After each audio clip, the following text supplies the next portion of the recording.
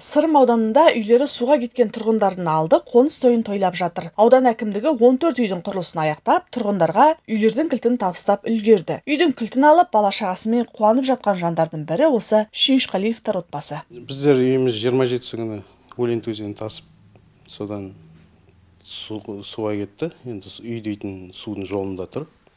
Қазіргі таңда енді сносқа кетті ғой, үйіміз 85%-пен. Бір бұрышы құлады. Содан кейін үй салынады деген хабар естідік. Үйіміз жарамсыз болып танылды деп. Сонда бір қуанып едік, енді кіріп қуанып отырық. Көңілім толады, сапасына өте сапалы салынды.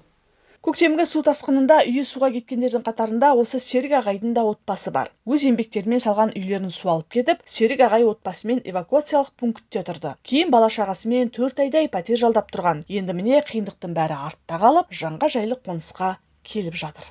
Өте қуанышты, өз үйіңе жететін жоқ қой, өз үйің кең сарайлы боз үйің дейді ғой. 4 ай ана үйде, мына үйде жүрдік. Енді қиыншылықтың бәрі артта қалды. Қазір бәрі шүкір жақсы. Енді Алла қосса мұны қора саламыз малға. Енді материал алып жатырмыз әлі. Бұған көп шығын керек әлі. Қазір Сырым ауданында 127 үйдің құрылысы жүруде. Алғашқы 14 үй тұрғындарға берілді. Тамыз айының аяғына дейін 100 үйдің құрылысы аяқталып, тұрғындарға беріледі деп күтіліп отыр. Құрылысшылар қазір үйлердің ішкі әрлеу жұмыстарын жүргізуде. Қаз-қатар тізілген сәулетті қызыл үйлер алыстан көзді арбайды. Бұл үйлердің бәрі де сол көктемгі су тасқынынан зардап шеккен халыққа беріледі. Үйдің барлық жағдайы жасалған. Суы, газы кіріп тұр. Ауласын қоршап береді. 1 тамызға біздер 14 үйді Жымпит ауылында тапсырдық. Тұрғындар уже тұрып жатыр ол үйлерде. Қалған үйлерді біздер 15 тамызға сол аяқтап, тұрғындарға беру жоспарымыз бар. Бүгін да жұмыс қарқыны жүріп жатыр. Барлық жаңағы жарлары, төбесі, барлық жабылды. Терезе есіктері қондырылып, қазіргі ішкі жаңағы әрлеу жұмыстары, жылу жүйесін жасау, кафель төсеу, линолеум төсеу бағытында қазір жұмыстар жүріп жатыр.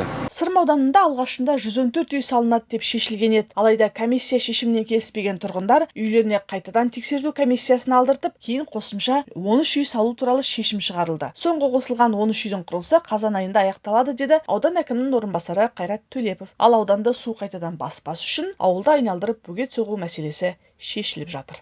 Даму мәселесіне қатысты жаңа жобасы бар. Қазір таңда барлық құжаттар бізде табиғи ресурстар басқармасына тапсырылды. Ол жұмыстар осы аптаның аяғына или келесі аптаның басында уже бастау жоспарланып тұр. Жанат Көшкінбаев, Батыр Жамилов, Жайық пресс ақпарат агенттігі.